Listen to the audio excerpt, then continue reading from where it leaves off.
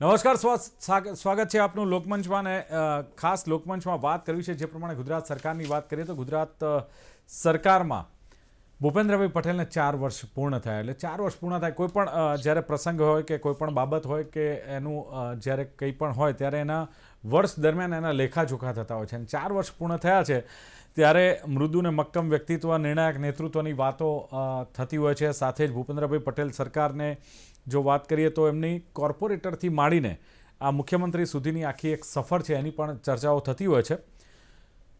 આને લઈને સાફલ્ય ગાથા જે કહેવાય કે સફળતા જે રાજ્ય સરકાર તરફથી કહેવામાં આવે છે કે રિન્યુએબલ એનર્જીથી એઆઈ સુધી દરેક ક્ષેત્રમાં ગુજરાત રાજ્ય અગ્રેસર છે. શહેરી વિકાસ વર્ષથી વિકસિત ગુજરાત એટ 2047 સુધીનો રોડમેપની વાતો કરે છે ગુજરાત સરકાર. બુલડોઝરના ઓપરેશન ગંગાજળ એમ કે છે કે એનાથી આ સરકાર વધુ જાણીતી બની છે. કારણ કે અમદાવાદ, દ્વારકા અને ખાસ કરીને સોમનાથમાં ગેરકાયદે દબાણો જે દૂર કરવામાં આવ્યા એને લઈને દાદાનું બુલડોઝર આ શબ્દ પણ બહુ પ્રચલિત થયો. અને સાથે જ વીજળીના દરમાં 15 પૈસાનો ઘટાડો થયો છે, જનતાને 400 કરોડનો ફાયદો થયો છે એ વાત પણ કરી રહ્યા છે. છેલ્લા 4 વર્ષોમાં જે 20,431 મિલિયન યુએસડી મૂલ્યની એફડીઆઈ ગુજરાતે મેળવી છે. અને સુશાસનના 4 વર્ષ સામે ભ્રષ્ટાચાર વિરુદ્ધ ઝીરો ટોલરન્સ, આ ચર્ચાઓ વચ્ચે રાજ્ય સરકારના 4 વર્ષ કેટલી હદે સફળ કહેવાય એવા સવાલો પણ થાય.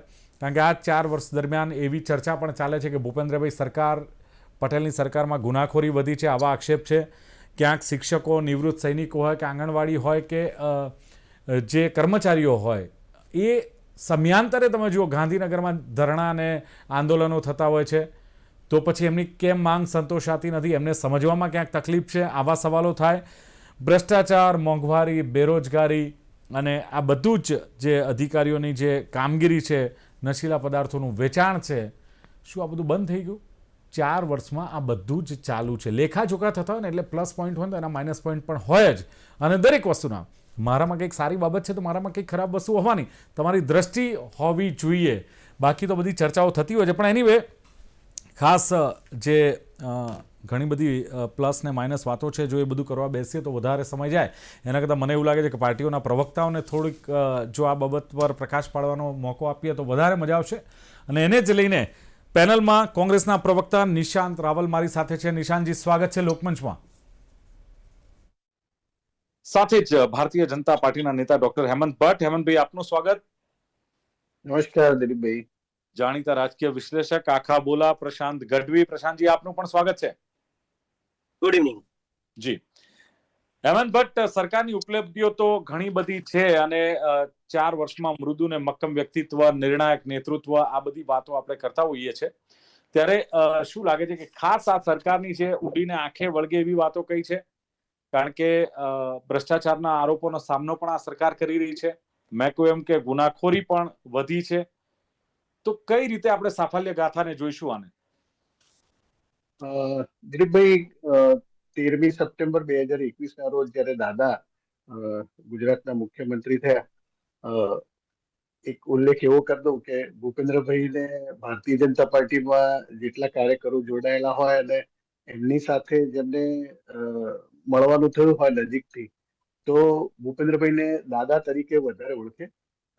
આમ શબ્દ દાદા બહુ મોટો લાગે એમ. ઘણી વખત એવું લાગે દાદાને જો કૌટુંબિક ભાવનાથી જો તમે જુઓ તો આપણા ઘરની એક ધરોહર છે. દાદા બીજા બધા કાયદાની વ્યવસ્થાની દ્રષ્ટિએ જુઓ તો આખો જુદો એનો ભાવાર્થ થતો હોય છે. પરંતુ આ કૌટુંબિક ધરોહરની ભાવના વાળા દાદા, એ દાદાએ જયારે મુખ્યમંત્રી પદના શપથ લીધા એ પછી છેલ્લા 4 વર્ષમાં જે 2-3 બાબતો જે આપણે આંખે ઉડીને વળગે તેવી કહી શકીએ ને, તો પહેલી બાબત એક તો સેમી કન્ડક્ટર પોલિસી. મને નરેન્દ્રભાઈના વખતનું ટાટા નેનો નો સાણંદમાં પ્રોજેક્ટ અને પછી તો આખું જે રીતે સાણંદ ઓટોમોબાઈલ હબ થયું અને પછી બેચરાજી માંડલ વાળો વિસ્તાર જે પ્રમાણે ઓટોમોબાઈલ હબ થયો, ગુજરાતમાં એક આખી એક રોજગારીની ખૂબ મોટી તકો ઊભી થઈ. એવી જ રીતે જે આ 21મી સદી માટે સૌથી વધારે જે જરૂરિયાતની, જે પાયાની જરૂરિયાતની જે ઇન્ડસ્ટ્રી છે અને જેના લીધે ખૂબ મોટી રોજગારી ઊભી થવાની છે, એવી સેમી કન્ડક્ટર પોલિસી એ દાદાના વખતમાં 4 જેટલા મોટા પ્રોજેક્ટો, માઇક્રોનનો 96,000 કરોડનો સાણંદનો પ્રોજેક્ટ હોય કે ટાટાનો ધોલેરાનો 76,000 કરોડનો પ્રોજેક્ટ હોય, આવી 4 સેમિકન્ડક્ટર ઇન્ડસ્ટ્રી સાણંદમાં ધોલેરામાં આવે, એના લીધે થઈને એના આનુષંગિક એકમો સાથે હજારો લાખો રોજગારીનું સર્જન થવાનું છે. ઇનફેક્ટ કાયદાની જે સમરી આવી એમાં તો કહ્યું છે કે 4 વર્ષમાં આપણે લગભગ 6,500 જેટલા જે રોજગાર મેળા થયા, એમાં લગભગ 5 લાખ કરતા વધારે જેટલી રોજગારીની તકો ઊભી થઈ. બીજું મહત્વનું બાબત, હું તો મેડિકલ ફિલ્ડ સાથે સંકળાયેલું છું, એટલે મને જે સૌથી વધારે આમ અસર કરી ગઈ એવી એક બાબત એ દાદાની પૌષ્ટિક અલ્પાહાર યોજના, બાળકો માટે ખાસ. તો આપણે ત્યાં ગુજરાતમાં એક આપણે કહીએ ને સોનાની થાળીમાં લોડાની મેઘ જેવું એક કાયમ ખૂંચ્યા કરે, અને મેડિકલ પ્રોફેશનમાં જયારે જોડાયેલા હોય ત્યારે એક વસ્તુ માલ ન્યુટ્રિશન વાળો વિષય આવે ને ત્યારે ઘણી વખત એવું થાય કે આટલા પ્રયત્નો કરીએ છીએ, બહુ સંનિષ્ઠ પ્રયત્નો થાય, તે છતાંય માલ ન્યુટ્રિશન માટેનો વિષય જયારે આવે ત્યારે આપણને એમ થાય કે આની માટે હજી વધારે શું કરી શકીએ. એને માટે થઈને દાદાએ જે આખી પૌષ્ટિક અલ્પાહાર, એટલે મધ્યાહન ભોજન યોજના તો ચાલે જ છે, પણ સવારે બ્રેકફાસ્ટ પણ પ્રાર્થના પછી બાળકોને મળે અને એ પોષણક્ષમ મળે. કારણ કે મૂળ તો માલ ન્યુટ્રિશનને આપણે એને એડ્રેસ કરવાનું છે.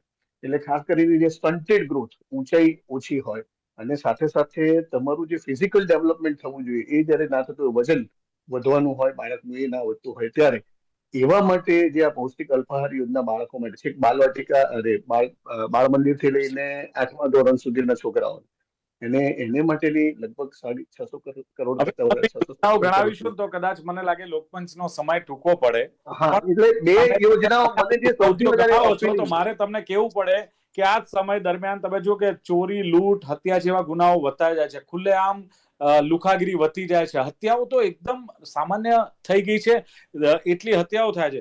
ક્યારેક પોલીસ પોતે અસુરક્ષા અનુભવતી હોય એવા દ્રશ્યો જોવા મળી રહ્યા છે આ જ સરકારમાં. એક બાબત કહું કે દિલીપભાઈ, સોશિયલ મીડિયાનો યુગ છે, ઘણા બધા બનાવો જે આપણને ખરેખર આઘાત પહોંચાડે તેવા હોય છે, એવા બનતા હોય છે ત્યારે. અને હવે તો સોશિયલ મીડિયાનો આટલો જયારે ફેલાવો હોય ત્યારે એ બનાવો તરત જ પ્રકાશમાં આવતા હોય છે.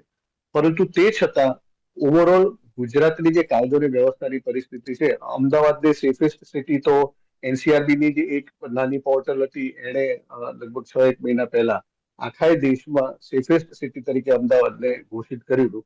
એ અત્યારે શું આપણા બધાની સમક્ષ ઓન રેકોર્ડ. પરિસ્થિતિ? તમે કહ્યું એવા સાચી, અમુક હા, બનાવો જે જ્વલને આપણી આંખ સામે ઘણી વખત અમુક બનાવો બનતા હોય છે કે જેમાં સરેઆમ જાહેરમાં હત્યા થતી હોય, જાહેરમાં પ્રમાણે મારામારીના દ્રશ્યો થતા હોય, પરંતુ એ બનાવો બન્યા પછી સરકારે શું પગલા લીધા, અરે સર, અને બનાવ બનવા સરકારે જ ના એ બાબતે જોઈએ. એમાં તમારી છે નિષ્ફળતા દિલીપભાઈ, સરકારની વહીવટી શાસનની, અને એ બનાવ દિલીપભાઈ, બનવા જ ના જોઈએ. પણ આપણે એવું કરી નથી શકે, આપણે દાખલો નથી, દિલીપભાઈ, કાયદાઓ છે. સમાજમાં બનાવ બિલકુલ જ નહીં બને એવું કોઈ પણ નહીં, બિલકુલ સરકારના નહીં. શાસનમાં બહુ જ દિલ પર હાથ રાખીને કહેજો, એવું શક્ય થઈ બીજું શકે સાહેબ, ખરું? ગુનાખોરીના આંકડા વધ્યા છે. તો હું આપને કહું છું એ પ્રમાણે એસીબીએ ભ્રષ્ટાચારના જે કેસ નોંધ્યા ને એમાં સૌથી વધુ ભ્રષ્ટાચારના કેસ પોલીસ ને ગૃહ વિભાગના. વિચાર કરો, જેને કાયદાનું રક્ષણ કરો છો એમાં સૌથી વધારે કેસ તો પોલીસ ને ગૃહ વિભાગના છે. અરે દિલીપભાઈ, આ આંકડા એસીબી ના, કે જેમાં પોલીસના, ગૃહ વિભાગ અને મહેસૂલ વિભાગ, રેવન્યુના, હું તમને કહું, એ આંકડા 2017માં પણ પ્રપોર્શનેટલી વધારે જ આવતા હતા.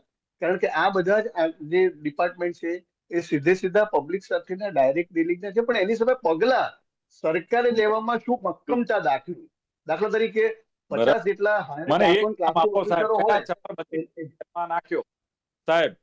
મોરબી પુલકાંડ થયો, અરણી બોટકાંડ થયો, તક્ષશિલા શિલાકાંડ થયો, ટીઆરપી કાંડ થયો, મને કયા એમ થાય કે ચપરબંધીને જેલમાં દિલીપભાઈ, નાખ્યો?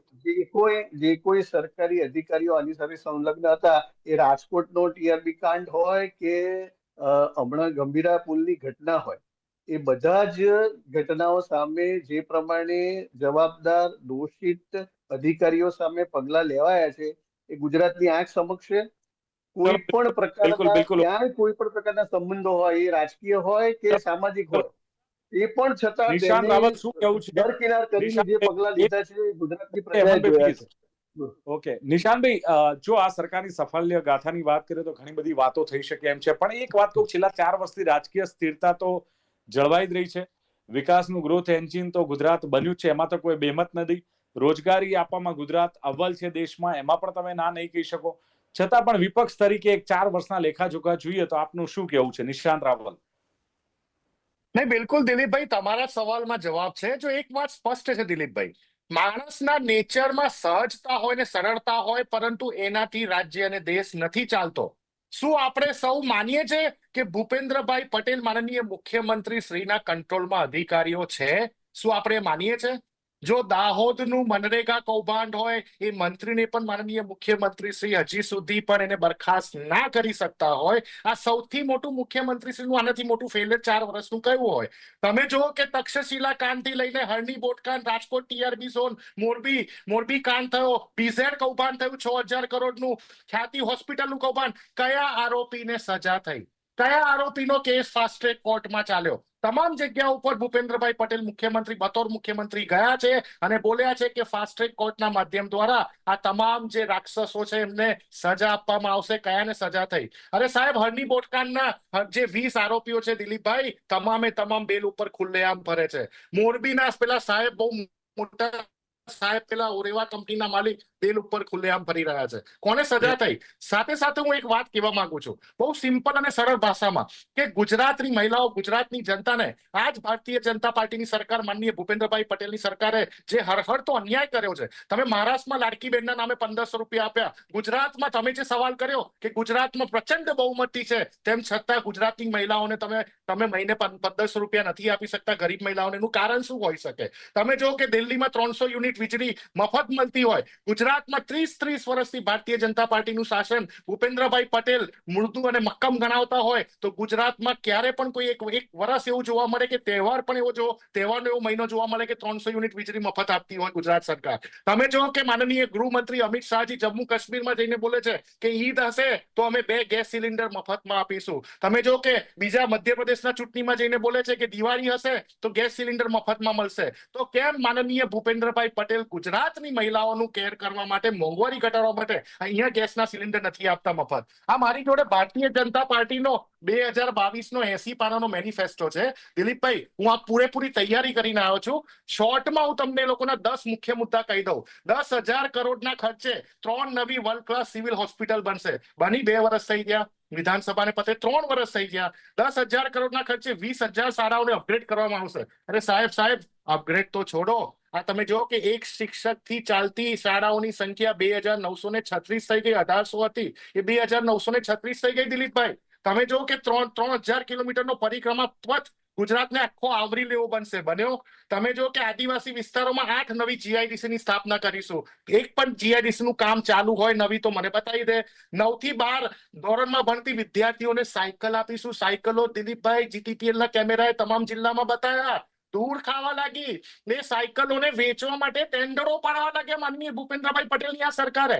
આનાથી મોટી શરમ કઈ હોય કે ગુજરાતની ગરીબ, વંચિત, શોષિત બાળકી 9મા અને 12મા ધોરણમાં ભણતી હોય, એને એક સાયકલ તમે ના આપી શક્યા. તમે ટેન્ડરના નામે સાયકલો ખરીદી, તમે કરોડો રૂપિયા ફૂંકી માર્યા, પણ એ સાયકલ એ બાળકીના ઘર સુધી ના પહોંચી. તમારા મરતિયાઓએ વહીવટ કરી નાખ્યો. આનાથી મોટી ઘટના કઈ હોઈ શકે? 5 વર્ષમાં મહિલાઓ માટે 1 લાખ સરકારી નોકરી દિલીપભાઈ. 5 નહીં 3 વર્ષ થયા, ચલો 1 લાખ ની સામે મહિલાઓને 50,000 પણ સરકારી નોકરી આપી હોય તો વ્હાઇટ પેપર રજૂ કરે ભારતીય જનતા પાર્ટીના પ્રવક્તા. આજે તમે જો કે ગુજરાતના ખેડૂતોની હાલત, સંસદમાં આપેલો આંકડો 2,30,000 કરોડનું ગુજરાતના ખેડૂતો ઉપર દેવું. એક પણ વખત 30 વર્ષમાં ગુજરાત સરકાર ગુજરાતના ખેડૂતોનું દેવું માફી નથી કરી શકી દિલીપભાઈ. ગુજરાતમાં દર વર્ષે 150 ખેડૂતોની આત્મહત્યા થઈ રહી છે એવરેજ. ક્યાં ખેડૂતનો તાત જઈને રડે, કોની પાસે જઈને રડે દિલીપભાઈ? તમે કયા મહોત્સવ અને ઉત્સવોની વાત કરી રહ્યા છો? 4 વર્ષ તમે ક્યાં ઉજવશો? કોના માટે ઉજવશો? રત્ન કલાકારોની હાલત જો 2023-24માં 18 મહિનામાં 70,000 થી વધારે રત્ન કલાકારોએ આત્મહત્યા કરી નાખી. દિલીપભાઈ, આજે ટેરિફના રિસેશનના કારણે રત્ન કલાકારોની 50% ઇન્કમ ઘટી ગઈ છે. શું કર્યું માનનીય ભૂપેન્દ્રભાઈ પટેલે એમની માટે? કારણો હશે, માનું છું હું, બરાબર છે, પણ છતાં એની ઇમ્પેક્ટ જે પબ્લિકમાં આવ્યું છે, પ્રજામાં નથી દેખાતી. એની પાછળનું કારણ એ પણ હોય કે એક સબળ વિરોધ પક્ષ હોય તો બધું જ આ એક ઇફેક્ટિવ હોય, પણ એ પણ ક્યાંક જરૂર. પ્રશાંતભાઈ, હવે જ્યારે લેખાજોખાની વાત ચાલે, ડોક્ટર હેમંત ભટ્ટ છે, નિશાંત રાવલ છે, પોતપોતાની વાત મૂકી રહ્યા. 4 વર્ષમાં તમે એક રાજકીય વિશ્લેષક તરીકે જો આના લેખાજોખા કહીએ, કારણ કે વડાપ્રધાન નરેન્દ્ર મોદી હતા ને ત્યારે એકદમ વાઇબ્રન્ટ હતું બધું. મુખ્યમંત્રી તરીકે એમના નિર્ણયો, એમનું મોનિટરિંગ થી માંડીને નાનામાં નાની બાબતથી, એ પછી આનંદીબેન પટેલ આવ્યા, પછી વિજયભાઈ રૂપાણી આવ્યા, હવે ભૂપેન્દ્રભાઈ પટેલ આવ્યા. ભૂપેન્દ્રભાઈ પટેલની જયારે ચર્ચા કરી રહ્યા છે ત્યારે કેવી રીતે મૂલવો છે એમની કામગીરીને? આના બે અલગ પાસા છે. વ્યક્તિગત રીતે ભૂપેન્દ્રભાઈ પટેલ શું છે અને મુખ્યમંત્રી તરીકે, રાજ્યના વડા તરીકે મુખ્યમંત્રીનો કાર્યકાળ કેવો છે, બે અલગ પાસા છે. જો વ્યક્તિગત વાત કરીએ તો જેમ તમે એકદમ મૃદુ અને મક્કમ, સરળ અને સૌમ્ય, નિર્દોષ અને નિખાલસ અને નમ્ર, આ તમામ પ્રકારના ગુણોથી ભરેલા દાદા, જેને આપણે સૌ દાદાથી ઓળખીએ છીએ. વ્યક્તિગત રીતે તમે રોડ ઉપર કોઈને ઉભા રાખીને બી પૂછો તો એવું કે આના જેવો મુખ્યમંત્રી ગુજરાતને મળે જ નહીં. કારણ કે જનતાને એવી અપેક્ષા હોય કે મુખ્યમંત્રી સુધી હું પહોંચી શકું, મળી શકું, એ મને હસી ખુશીથી મળે અને મારા કોઈ કારણનું સમાધાન મને લાવી આપે, મને કોઈ તકલીફ હોય તો એનું સમાધાન કરી વલણ એપ્લાય કરી શકે. હવે ગવર્નન્સ ઉપર આવીએ કે એઝ અ સરકાર એ જ્યારે તંત્ર ચલાવવાનું છે તો શું ચલાવી રહ્યા છે. સિદ્ધિઓ ખૂબ બધી ગણાઈ, અલગ અલગ સિદ્ધિઓ. જો કોઈ પણ સરકાર કામ કરવા બેઠી હોય એટલે કામ તો કરે જ. એ પછી દરેક વિભાગની વાત કરીએ, વિભાગની એટલે પોલિસીની દ્રષ્ટિએ હોય, ગુજરાત રાજ્યને અલગ ફલક પર લઈ જવા માટે જે પ્રયત્નો કરવામાં આવ્યા હોય, સેમિકન્ડક્ટરની વાત કરી, પોલિસીની વાત કરી, પાણી પહોંચાડવાની વાત કરી, આ એક એવી ઓનગોઈંગ પ્રોસેસ છે. આજે ભૂપેન્દ્રભાઈની જગ્યાએ કાલ સવારે હેમંતભાઈ હશે તો આ વસ્તુ ચાલતી જ રહેવાની. આ વસ્તુ ઓનગોઈંગ છે. કદાચ કોંગ્રેસની સરકાર બેસે અને નિશાંતભાઈ મુખ્યમંત્રી થાય તો પણ આ પ્રોસેસ છે, પ્રોસેસ એની રીતે ચાલતું રહેવાનું. એમાં એક અપ્રોચ એક મુખ્યમંત્રી તરીકે કેવો હોવો જોઈએ, અધિકારીઓ સાથે કામ લેવાની પકડ કેવી હોવી જોઈએ, ગ્રાઉન્ડ ઉપર લોકો સાથે એનો વર્તાવ વ્યવહાર કેવો હોવો જોઈએ, અને લોકોનું કામ એટલે વ્યક્તિગત કામ કોઈ નથી કરાવવાના. પણ તમે ગુજરાતમાં આવેલા 18,400 ગામડા, મહાનગરપાલિકા એટલે રોડ, રસ્તા, પાણી, ગટર વ્યવસ્થા, ચોમાસું વરસાદી પાણી ભરાવાની સમસ્યા, ક્યાંય પડતી હાલાકી, લોકોને સરકારી કામ અર્થે જવાનું હોય તો કલેક્ટર કચેરીમાં કેટલા ધક્કા ખાવા પડે, કામ કરવું હોય તો પૂરું જે કામ થતું હોય છે ત્યાં કેટલી લાઈનો લગાડવી પડે છે, ભ્રષ્ટાચાર કેટલો છે. આ બધી જ વસ્તુમાં ઊંડા ઉતરીને જ્યારે જોવાનું હોય મુખ્યમંત્રી તરીકે, એ વિભાગના વડા તરીકે જ્યારે એમને આપવાનું હોય તો શું આ બધું સુપેરે પાર પડે છે? શું આ બધું ઇઝીલી થાય છે? મારે વ્યક્તિગત દરેક વસ્તુમાં નથી જવું કે પોલિસીમાં શું કર્યું, આ વિભાગમાં એમણે શું કર્યું, આપણે એમાં નથી જવું. પણ ગુજરાતની જનતા, મેં કીધું એમ કે મારે કંઈક કામ છે સરકારી, હવે જે હમણાં 2-3 વાત થઈ કે અધિકારીઓ ગાંઠતા નથી, આ ફરિયાદ લગભગ તમામ ધારાસભ્યોની છે. ઝીરો ટોલરન્સ પોલિસી આપણે ભ્રષ્ટાચાર માટે લાવ્યા છે, પણ તેમ છતાં ભ્રષ્ટાચાર એટલો ફૂલેલો ફાલેલો છે. હા, એમાં જ્યાં જરૂર પડી છે ભૂપેન્દ્રભાઈએ 100% દંડા જે મારવા પડે, કોઈને અર્લી રિટાયરમેન્ટ આપી દીધું છે, કોઈકને ઘરે મોકલી દીધા છે, પાણી ચૂ પણ અપાઈ દીધું છે, પણ ભ્રષ્ટાચાર ફૂલેલો ફાલેલો છે, એની ઉપર કોઈ હજી રોક નથી. તમે ગમે ત્યાં જઈને ઉભા રહો. મોટું ઉદાહરણ જુઓ, એક પત્રકાર તરીકે હું આપને કહું, આપ વિશ્લેષક છો કે નો ડાઉટ આપે કહ્યું તે પ્રમાણે કે ભાઈ ઝીરો ટોલરન્સ છે છતાં ભ્રષ્ટાચાર છે, પણ પોતાના જે સરકારના મંત્રીઓને ભ્રષ્ટાચારમાં જ્યારે એમના પરિવારજન ખરડાયેલા હોય, 71,000નું જ્યારે કૌભાંડ હોય, તો શું આ પાર્ટી, મોટામાં મોટી પાર્ટી કહીએ છીએ આપણે, ડિસિપ્લિન વાળી કહીએ છીએ, ડિફરન્ટ પાર્ટી કે એને એક દાખલો ના બેસાડવો જોઈએ કે એ મંત્રીને દૂર કરે છે? કોંગ્રેસને શું મોકો આપવો જોઈએ કે કોંગ્રેસ વિધાનસભામાં દેખાવ કરે ને બેનરો બતાવે ને એ જ સાબિત કરવું જોઈએ? ઝીરો ટોલરન્સ છે ને કહીશું આપણે. આમાં જનતા તરીકે આપણી અપેક્ષા એ જ હોય કે એક તો સરકાર દાખલો બેસાડે. આપણે આ વસ્તુ પેપર જ્યારે ફૂટ્યા એના કૌભાંડમાં પણ કહેતા હતા કે તમે કોઈ ચમરબંધીને છોડતા નહીં, પણ એકાદો સારો દાખલો બેસાડો. હવે આ નેતા બચુભાઈ ખાબડને લઈને છેલ્લા 10 દિવસમાં આપણે ખૂબ ચર્ચા કરી કે વિધાનસભામાં ગેરહાજર પણ રહ્યા, મંત્રી તરીકે 6 મહિનાથી એમને દૂર મૂકવામાં આવ્યા છે, તો એમનું તમે મંત્રી તરીકે એટલીસ્ટ રાજીનામું તો લઈ લો. તમે ક્યાં ભાજપમાંથી લો છો રાજીનામું એમ? એટલે આ કાર્ય મુખ્યમંત્રીનું છે, કારણ કે મુખ્યમંત્રીની એ ટીમના એક સભ્ય છે અને એમની ઉપર આક્ષેપો થયેલા છે. આ આક્ષેપને લઈને તમે આમ રાજીનામું લઈ લો. એ સિવાય મેં કીધું ઓવરઓલ પ્રોસેસમાં આજે શિથિલતા આવી છે, સિસ્ટમની અંદર એક શિથિલતા. હું તમને એનું ઉદાહરણ આપું કે 2015 પહેલા બહારની બધી જ કંપનીઓ અને બધા જ સર્વિસ પ્રોવાઈડરો એવી રીતે આવતા કે બોસ ગુજરાત में बहुत कुछ हो रहा है, गुजरात वाइब्रेंट है, गुजरात में बहुत फंडिंग है, गुजरात में बहुत काम हो रहा है, થતું હતું અને લોકોએ આખું એક ઇન્ફ્રાસ્ટ્રક્ચરનો એક આખો રોડમેપ જોયો. પણ ત્યારબાદ વિજયભાઈના આયા પછી, કારણ કે પછી શું થયું, ડિસિઝન ઉપરથી લેવાય, એટલે મોદી સાહેબ અને શાહ સાહેબ લે ડિસિઝન, એ લોકો કે પ્રમાણે ચાલવાનું, એટલે ઇન્ફ્રાના ઘણા બધા પ્રોજેક્ટ પર રોક વાગી. નવા જે ટાર્ગેટમાં હોય, જે સુપરફિશિયલ દેખાડવાના હોય એ 100%, જેમ કે સેમિકન્ડક્ટર ગુજરાતમાં આવ્યું, બહુ જ સારી વાત કહેવાય. સેમિકન્ડક્ટર એકવાર ચિપસેટ બનવાની ચાલુ થશે તો ઇન્ડિયામાં પહેલું ગુજરાત રાજ્ય એવું છે કે જે ચિપસેટ પ્રોવાઈડ કરશે ને એના આધારે સુપર કમ્પ્યુટર બનશે. પણ એ સિવાય નાના પ્રોજેક્ટ થી લઈ દરેક વસ્તુમાં કાં તો વિભાગ પાસે ગ્રાન્ટનો અભાવ હોય. પ્લસ પોઈન્ટ પણ છે પ્રશાંત. સમય ઓછો છે. બિલકુલ પ્રશાંતભાઈ, સમય ઓછો છે એટલે હેમંતભાઈ હું બહુ જ ઓછા સમયમાં આપનો જવાબ માંગીશ કે જે પ્રમાણે ભ્રષ્ટાચારની ક્યાંક વાત થઈ રહી છે, શહેરમાં તમે જુઓ કે રોડ રસ્તા, ઇવન શહેરમાં નહીં ગામડામાં પણ ભૂવાથી ગટરના પાણીથી લોકો પરેશાન છે. પાણી ભરાવાની સમસ્યાથી 17માં પણ બનાસકાંઠામાં પૂર આવ્યું હતું. એ વખતે તત્કાલીન મુખ્યમંત્રી સ્વર્ગસ્થ વિજયભાઈ રૂપાણી ત્યાં એક દિવસ ત્યાં હતી. સેમ વસ્તુ અત્યારે છે 2025માં ભૂપેન્દ્રભાઈ પટેલ ત્યાં ગયા છે, રાત રોકાયા. તો આનું કોઈ સોલ્યુશન નથી આવ્યું 2017 થી અત્યાર સુધી. સેમ વસ્તુ જ્યાં જ્યાં જનતા હેરાન થાય છે, જ્યાં પાણી ભરાય છે, રોડ રસ્તા છે ત્યાં. અને બીજી એક વસ્તુ, હાટકેશ્વર બ્રિજની તમે દશા જુઓ, ગંભીરા બ્રિજની દશા જુઓ. તો આ પરિસ્થિતિમાંથી લોકો બહાર આવશે કે કેમ, અથવા સરકાર આ અંગે કંઈક કરશે કે કેમ? શોર્ટમાં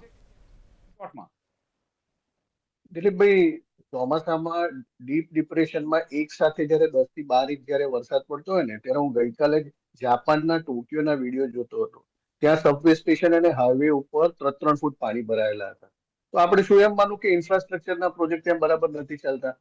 કોઈક બાબત જયારે બનતી હોય ત્યારે એના પછીના આનુષાંગિક પગલાઓ કયા લીધા? ભૂપેન્દ્રભાઈ દાખલા તરીકે બનાસકાંઠામાં જેમ વિજયભાઈ પહોંચ્યા તે રીતે ત્યાં પહોંચ્યા, લોકોની વચ્ચે રહ્યા, સાથે સાથે આખી પૂરગ્રસ્ત પરિસ્થિતિની આખી જાત માહિતી મેળવી. શંકરભાઈ છે, જગદીશભાઈ છે, બધા જો ભારતીય જનતા પાર્ટીની ઓલિમ્પિકનું આયોજન કર્યું છે, 2 ઇંચ વરસાદ પડ્યો છે, તો શું એ બધું રફે દફે થઈ જશે?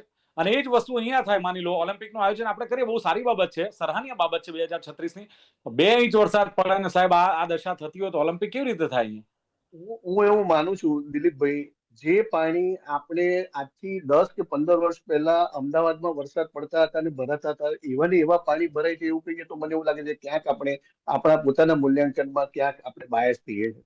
સરકારના પ્રયાસોના લીધે એક વખત પાણી ભરાયા પછી પાણી ત્યાં ઝડપથી ઓસરે છે. એ જ બનાસકાંઠાની હાલત, વાવ, થરાદ ને ભાભરની હાલત એ જ છે. પણ મેં કહ્યું દિલીપભાઈ, એક સામ તો 4 કલાકમાં 10 થી 12 ઇંચ વરસાદ પડે, 10 થી 12 ઇંચ વરસાદ પડે તો કોઈ પણ જગ્યા હોય, કોઈ પણ વિસ્તાર હોય, ત્યાં જળબંબાકારની પરિસ્થિતિ થવાની જવા દો ને. અહીં શહેરમાં 4 ઇંચ વરસાદ પડે છે, શું પરિસ્થિતિ થાય છે?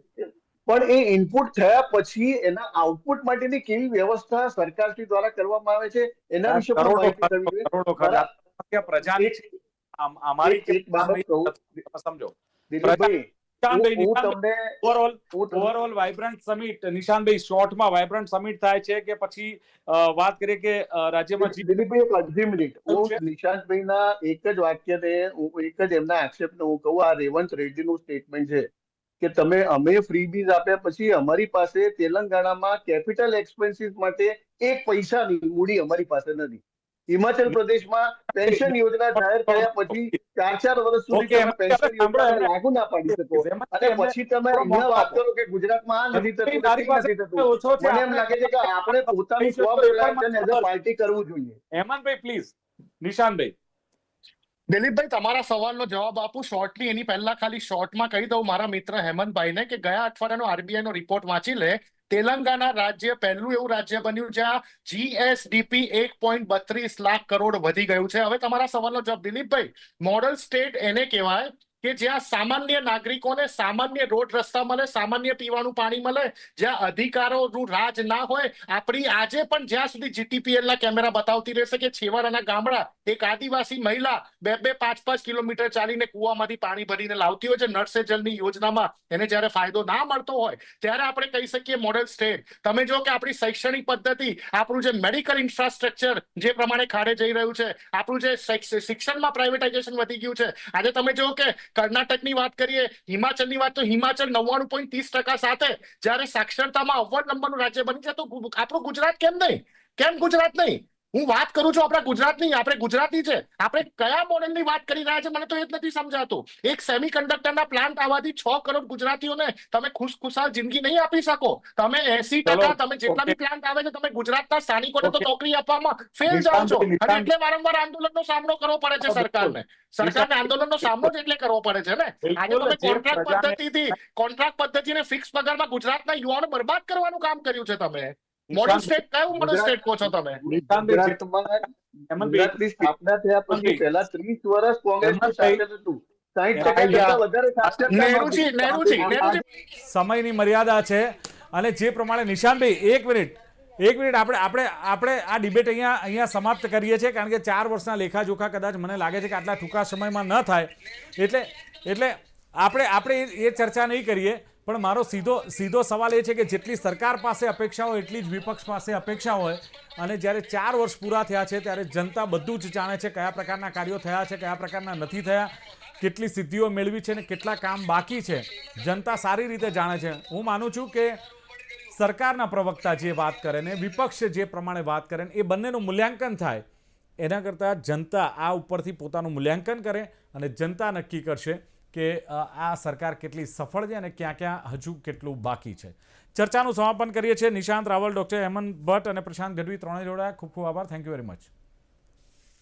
તો દર્શક મિત્રો, લોકમંચ કાર્યક્રમમાં હતી આજની ચર્ચા. સુશાસનના 4 વર્ષ, મૃદુ અને મક્કમ વ્યક્તિત્વ, નિર્ણાયક નેતૃત્વ, છતાં પણ ઘણા બધા કામ, ઘણી બધી અપેક્ષાઓ હજુ પણ બાકી. ફરી મળીશું. જોતા રહો ગુજરાત ન્યૂઝ. નમસ્કાર.